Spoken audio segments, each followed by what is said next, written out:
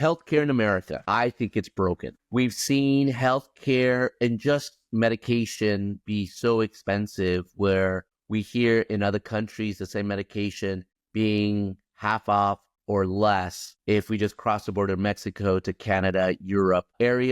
Other countries have and have currently healthcare systems that actually work. Why is ours more expensive? Why is ours much difficult to deal with when we have issues and even have insurance? We seem to be given the runaround and many times not being serviced for their bottom line. There being the healthcare companies, there being the healthcare system. As we knew just last month, the killing and the murder of the CEO of United Healthcare in downtown Manhattan, New York, a lot of people took to social media and basically said, yeah, that should have happened.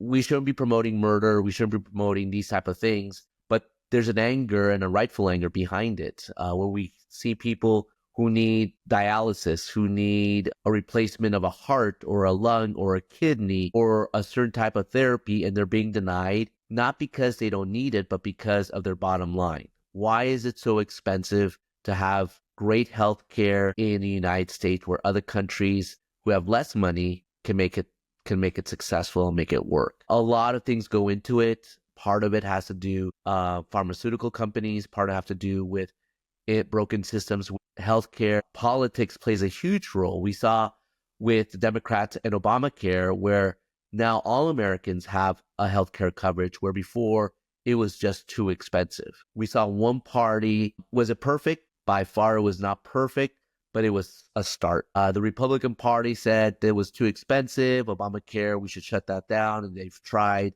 different components. But even the past decade, they've never come up with an alternative option. So if you're going to complain or bitch about something, you might as well have a solution. What is the solution? We're still waiting for the Republican Party to figure that out as well, which, again, it plays to politics, what's behind it, what's in front of it, who's advocating and lobbying for what. And at the end of the day, we're responsible for that. We vote for the people that are at the city council on the local level. We vote for the people that are in the state level legislature. We vote for our Congress and U.S. senators and our president. So we have a responsibility to kick people out when they're not doing their job.